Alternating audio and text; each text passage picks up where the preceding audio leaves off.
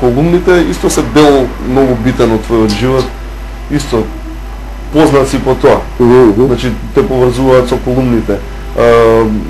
Беа објавувани во Фокус, беа дел од градскиот живот максимално, онака се збореа по кафиња, со другари за колумните на Трендов, што пишал, како пишал. Кажи ми, кога седиш дома, гледаш телевизија, сега не ги пишуваш колумните, и ти доаѓа, кој ти е сега издувен вентил? Ја седнуваш Зорица ли ли оно арсеналот оружје вокален пред неа? Не, као прво, кога ќе престанеш да ги пишеш колумни, веќе колумните престанеш и веќе да го пратиш систематски тој свет, медиуми, така. Многу малку сега гледам телевизија, за да бидам толку страсен кон тоа што го гледам.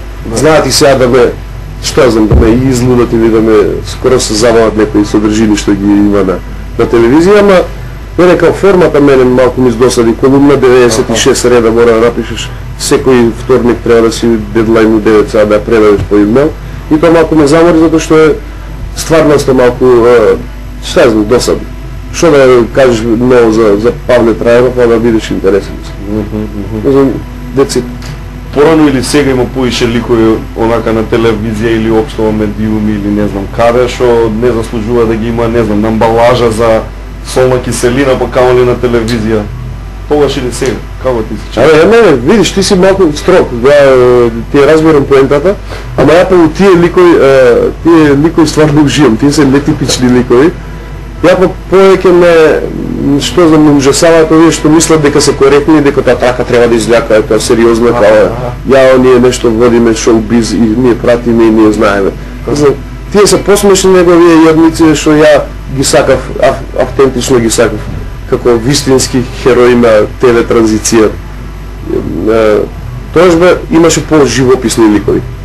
Ама има добри деца, ја не ги знам по име, не знам, има доволно брливи, знаеш, онако сега да не се фалиме тука, да не те фалам тебе ти и слично. Озбилно, има, само да му се не види, ја не го пратам тој свет.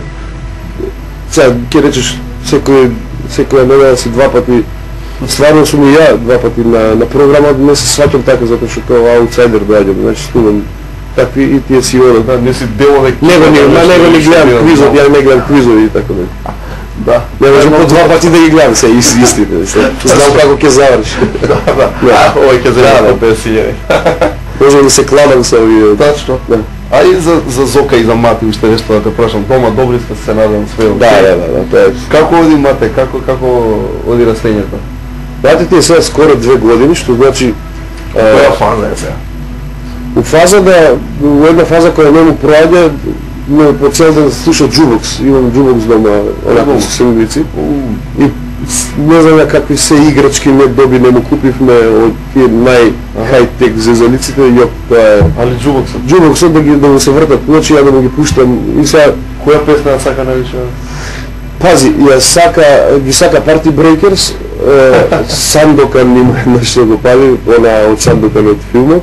Шо збори? Рамо, друже моја сака, сега пробувам електрични оргазам, почнува да му се свиѓа, да.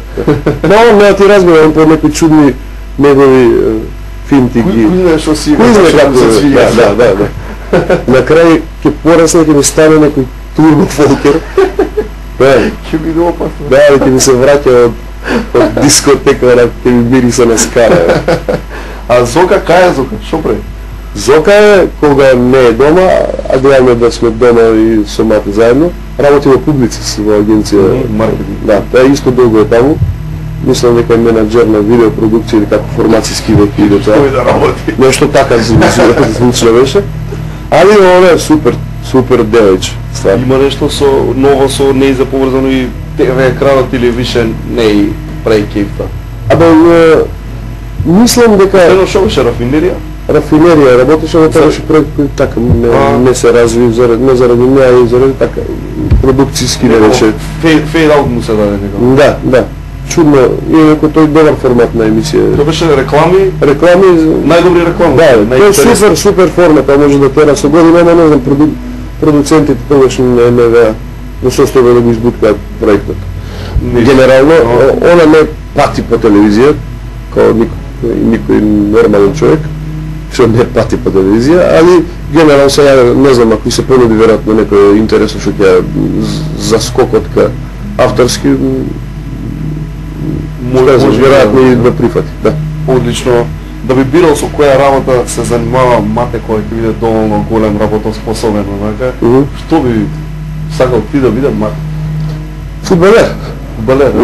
Да истера све што треба до 35-та година да направи се што треба. После да си отвори ресторант. И после да ја сврти капата и после да може пошто ја ќе видам тој стар, ја да го малтретирам, не видам викам сега носи бе ваму на себе. Да, одлично. Трендо ја мислам ова е више и повеќе од доволно. Ти крати слободно. Во твојот офис фактички сме сега во хедквартерсот. Па добро, не изгледа баш во офис као стварно као дел од интернет провайдер хай-тек, пошто јас сум и малку офлайн дечко. Така. Па е малку гледаш таа. Добро, домаќинско борделска атмосфера. State of the art гобленот го имаш. Да. Може да го фатиш. Ќе ти го пратам, како сакаш. Ќе ти го пратам на атачмент ако сакаш. Да ви ставиш и да ставиш и некоја песничка интересна од новиве. Не знам, ако има некој нов сингл Коста или Васко Форте или нешто, па ќе ти информирам на време за новите дешавања на нашата сцена. Кој? Чука некој? Ајде да чекате студио?